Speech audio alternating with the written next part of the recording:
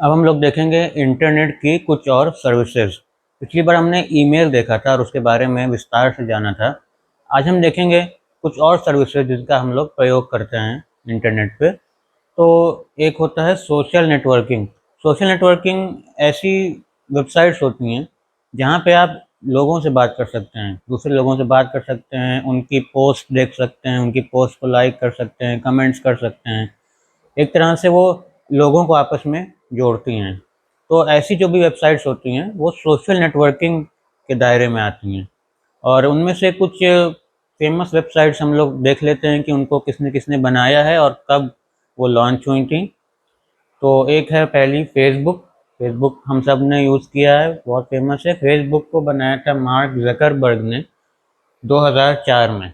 तो ये डेट्स आप याद कर लीजिएगा, जो डेट्स आ सकती हैं। और यहाँ पे हमने केवल 4 सोशल नेटवर्किंग वेबसाइट्स की बात की है, बहुत सी होती हैं। अगला देखिए यूट्यूब। यूट्यूब को 3 लोगों ने मिलके बनाया था, स्टीव चेन, चैड हर्ली और जावेद करीम, 2005 में। यूट्यूब में हम लोग वीडियोस देखते हैं, हो सकता है ये वीडियो आप अभी यूट्यूब पर ही देख रहे हो।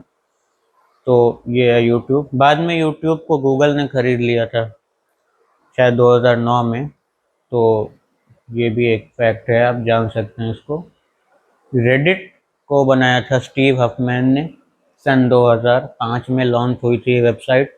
रेडिट पे डिस्कशंस होते हैं, लोग अपने क्वेश्चंस पोस्ट करते हैं, क्वेश्चंस पे दूसरे यूज़र्स, दूसरे लोग आंसर देते हैं। और ये होता है बेसिकली रेडिट, एक तरह से एक फोरम कह दीजिए। फोरम में आप जाइए, क्वेश्चन पूछिए, आपको आंसर मिलता है। तो ये है रेडिट। और ट्विटर, ट्विटर को बनाया था जैक डॉर्सी ने और सन 2006 में लॉन्च हुआ था ट्विटर। ट्विटर में आप छोटी छोटी पोस्ट कर सकते हैं। जैसे पोस्ट की जो पोस्ट में जो अक्षर होंगे उनकी संख्या होगी केवल शायद 130 या 120, ऐसे पोस्ट होती है। शायद अब बढ़ गई है, लेकिन एक लिमिटेड संख्या में आप अक्षर लिख सकते हैं ट्विटर पे, एक पोस्ट पे। तो ट्विटर माइक्रो ब्लॉगिंग का भी एग्जाम्पल है कि आप ट्विटर को माइक्रो ब्लॉगिंग प्लेटफॉर्म भी कह सकते हैं। सोशल नेटवर्किंग प्लेटफॉर्म भी है, माइक्रो ब्लॉगिंग प्लेटफॉर्म भी है। बाद में ट्विटर का नाम हो गया था एक्स और उसको इलॉन मस्क ने खरीद लिया था। अभी हुआ था ऐसा, शायद 2021-22 में शायद। तो ये है ट्विटर। तो ये हैं कुछ इम्पोर्टेंट सोशल नेटवर्किंग प्लेटफॉर्म्स। और अगली सर्विस जो हम लोग रोज़ यूज़ करते हैं वो है ई कॉमर्स। ई कॉमर्स मतलब होता है इलेक्ट्रॉनिक कॉमर्स। जैसे कि आप अमेज़ॉन पे जाते हैं और आप कोई सामान खरीदते हैं, तो आपने ई कॉमर्स सर्विस का इस्तेमाल किया। तो ई कॉमर्स के कुछ उदाहरण देख लीजिए। ई कॉमर्स में आपको सामान या सर्विस को खरीदने और उसका पेमेंट करने की सुविधाएं होती हैं। और इसके एग्जांपल आपके पास है, अमेज़ॉन है, फ्लिपकार्ट ले सकते हैं, आजकल बहुत से हैं, मिंत्रा हो गया और स्नैपडील हो गया, बहुत सारे हैं। और अगली सर्विस है ई बैंकिंग। ई बैंकिंग हम लोगों के पास, सबके पास अगर बैंक के खाते होंगे तो उसमें आप चाहें तो नेट बैंकिंग की सुविधा ले सकते हैं, वही ई बैंकिंग होती है। तो नेट बैंकिंग से आप कंप्यूटर की मदद से अपने बैंक में स्टेटमेंट वगैरह देख सकते हैं, डेबिट कार्ड एक्टिवेट कर सकते हैं या डीएक्टिवेट कर सकते हैं, ट्रांजैक्शंस कर सकते हैं। तो बैंक की वेबसाइट्स को आप उदाहरण दे सकते हैं ई बैंकिंग का। अगली सर्विस जो हम लोग यूज़ करते हैं आजकल और काफ़ी ज़्यादा यूज़ करते हैं, वीडियो कॉन्फ्रेंसिंग।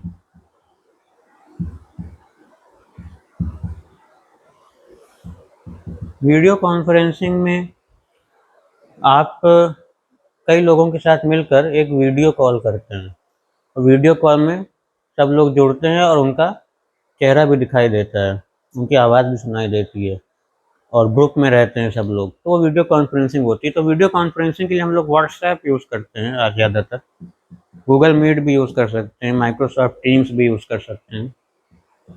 Google Meet. तो इन दोनों सॉफ्टवेयर की मदद से आप वीडियो कॉन्फ्रेंसिंग कर सकते हैं।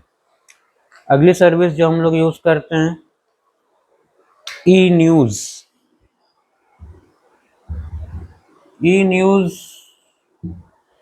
मतलब कि जो आपके घरों में अखबार आता है, अब वही अखबार में जो खबरें हैं वो खबरें आप वेबसाइट्स पे पढ़ सकें या मोबाइल्स में पढ़ सकें, तो उसी को ई न्यूज़ कहेंगे हम। ई न्यूज़ में जो भी आपके फेमस न्यूज़पेपर्स हैं, उनको उनकी वेबसाइट्स पे आप जाके अगर खबरें पढ़ रहे हैं तो आप ई न्यूज़ का फ़ायदा उठा रहे हैं। तो न्यूज़पेपर वेबसाइट्स आप उदाहरण ले लीजिए ई न्यूज़ के लिए। और अगला आप देखते हैं ई बुक्स। ई बुक्स भी बहुत इम्पोर्टेंट चीज़ है। जो किताबें हम भौतिक रूप से पढ़ते हैं, जो असली किताबें हम पढ़ते हैं, पन्ने पलटते हैं उनके, और वो किताबें आपको खरीदनी पड़ती हैं दुकान से, तो उन्हीं की जैसी होती है ई बुक्स। ई बुक्स आप मोबाइल फ़ोन में पढ़ सकते हैं, कंप्यूटर में पढ़ सकते हैं, और वो डिजिटल फॉर्मेट में होती हैं। उनमें डेटा वही होता है जो आपकी असली किताबों में रहता है। तो ये होती हैं ई बुक्स। और ई बुक्स के ई बुक रीडर्स भी होते हैं अलग से, किंडल होता है। तो किंडल आप इसमें उदाहरण ले सकते हैं कि किंडल एक ई बुक रीडर है। और ई बुक प्लेटफॉर्म, ई बुक खरीदें कहाँ से? अमेज़ॉन पे मिलती हैं ई बुक्स। अब किसी भी प्लेटफॉर्म पे मिल सकता है। आजकल गूगल प्ले भी देता है ई बुक्स, जो आप अपने फ़ोन में पढ़ सकते हैं। तो ये ई बुक्स के कुछ ई बुक प्लेटफॉर्म्स के कुछ एक उदाहरण हैं। अब कुछ सर्विसेज और देख लेते हैं। ई रिजर्वेशन। पहले हम लोग टिकट लेते थे ट्रेन का टिकट काउंटर से,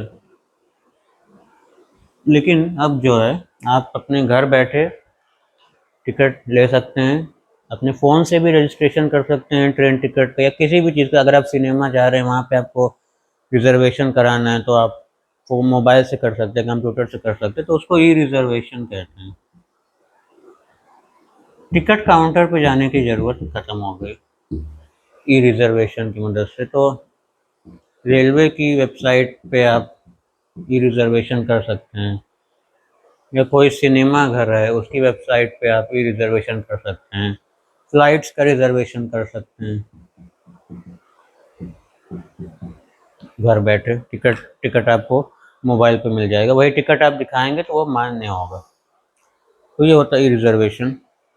अब इसके बाद देखिए एक और चीज़ जो हम लोग यूज़ करते हैं, ब्लॉगिंग।